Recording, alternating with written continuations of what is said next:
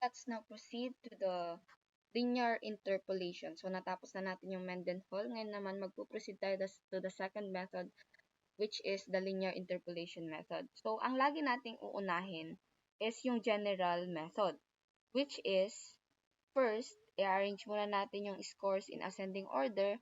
Pag sinabi ulit nating ascending, that is lowest to highest, pinakamaliit hanggang sa pinakamalaki. And then, the second one is to locate the position of the score in the distribution. After locating the position, hindi pa yung final answer, okay? Kasi, gagamit pa tayo ng dalawang method para makuha yung value niya kapag decimal. Pero kapag ang nakuha nating value is, for example, d sub 1 is equal to 3, then hindi na tayo magpo-proceed sa dalawang method kasi exact na siya. Okay? But if the resulting position have decimals, then magpo-proceed tayo sa interpolation or Mendenhall. Since natapos na natin yung Mendenhall, sa linear interpolation na tayo ngayon. Okay, let's have an example. Example number 1, find d sub 2 and d sub 9.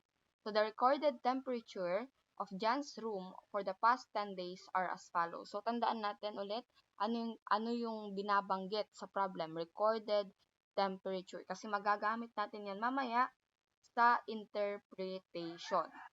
Okay? Let's find d sub 2 and d sub 9. The first step is, i-arrange natin ang scores in ascending order. So, please arrange that. You can pause the video at pwede nyo namang gawin. Okay. So, 16. So, kapag may nakita kayo na magkapareho, sasama nyo sila. Okay? Wag nyong hayaan na isa lang yung isasama nyo. Dapat dalawa sila kasi magkakamali na kayo sa position and value. So, 16, and then 17, 18, 19, and then 21, 20, then 21, then 22, 22, and then 23. So, let's check. Ayan. Na-arrange na natin. The next step is locate the position of the scores in the distribution. Ano yung hinahanap natin? D sub 2 and D sub 9. So, D sub 2 muna tayo. Ilan yung n natin? That is, count the scores, that is 10. And the general formula is D sub k is equal to k n plus 1 over 10. Now, i-identify muna natin yung formula natin. What is our k again? That is 2. So, d sub 2 is equal to 2n plus 1 over 10. And, what is our n? Substitute lang ulit natin. So, d sub 2, dahil may formula na tayo, 2, 10 plus 1 over 10. And, ang lagi kong sinasabi, unahin yung nasa parentheses. So, 10 plus 1 is 11. And, over 10. Now, multiply natin. 2 times 11 is 22 over 10. Okay? Okay. Now, 22 divided by 10 is 2.2. So, na-locate na natin yung position. Position lang po yan, okay? 2.2 or 2.2nd position. Ngayon, hindi pa yung final answer kasi location pa lang po yan. Sasabi mo lang na final answer yon kapag value na yung nahanap mo. Okay. Hanapin natin yung pang 2.2nd. Hindi natin siya mahanap kasi nga hindi siya whole number. Pag ginamit natin ang Mendenhall, mag-round up sana tayo. But then, we are using now the linear interpolation. So, may step po yun. So, the step 3 now is, ayan, lulocate natin. The step 3 now is, subtract the second data from the third data. Since that is 2.2, ang data natin o ang score natin ay nakapaloob sa second and third. Okay, second and third dahil 2.2. Identify natin ngayon kung ano yung value ng second and third. So, third daw natin is 17, second natin is 16. Ngayon, ang susunod natin gagawin, isusubtract natin silang dalawa. From third to second. So, laging nauuna yung mas malaki. So, 17 minus 16 is, di ba, ang dali? 1. Ang susunod na step, kukunin natin ngayon yung point. That is second. Kukunin natin yung point. Ano yung point? That is point 20. Imumultiply natin ngayon dun sa sinubtract natin, which is 1. Yung difference ng 17 and 16, which is 1. So, 1 times 20 is 0.20. Diba? And then, step 5 naman, i-add natin yung result sa step 4 to the second number or smaller. Since, second and third ang pinag-uusapan natin, na ilagay ko dito na second. But kapag 8 and 9 na, yung smaller ang i-add natin lagi. Okay?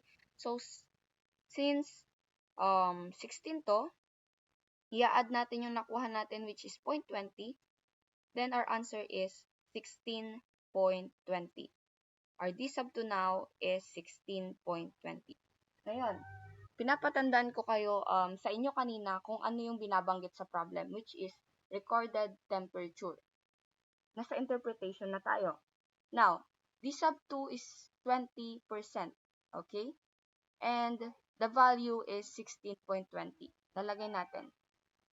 Ang binabanggit sa problem is recorded temperature. Ang D sub 2 is 20%. Recorded, no, ang hirap isulat. Sasabihin ko na lang. Recorded temperature. Ang D sub 2 is 20%. And ang gagamitin natin lagi is less than or equal to. And the value of D sub 2 is 16.20. So, kapag i-interpret natin itong data na to ngayon, 20% of the recorded temperature is less than or equal to 16.20 Celsius. Degrees Celsius. Okay? Ganun po mag-interpret. And let's do the D sub 9. So, the recorded temperature in Celsius of Jan's room for the past 10 days are as follows. Na-arrange na natin yan. Na-arrange naman na natin yan kanina. Let's proceed to the second step, which is locating the position of the scores in the distribution. Since D sub 9 yan, D sub 9 and our N is equal to 10, so, ilalagay ko yung general formula, which is D sub K is equal to K quantity N plus 1 over 10. Ngayon, what is our formula? D sub 9 daw ang hinahanap. So, our K is equal to 9. Substitute 9 quantity N plus 1 over 10. Ngayon, ano yung value ng N natin? That is 10. So, D sub 9 is equal to 9 quantity 10 plus 1 over 10. Okay? Unahin natin yung nasa parentheses. D sub 9 is equal to 9. 10 plus 1 is 11 over 10. Multiply to 9. D sub 9 is equal to 99 over 10. And 99 divided by 10 is D sub 9 is equal to 9.9. Okay, that is not a final answer. That is only a position. Ngayon, sa illustration natin, nasa linear interpolation tayo. Now, by using the linear interpolation is gagamitin natin yung susunod na step. Identify daw natin kung ano yung value ng 9 and 10 since that is 9.9 nakapaloob yung data natin sa 9 and 10. 9, and 10. So, ito. So, ang gagawin natin is, subtract daw natin.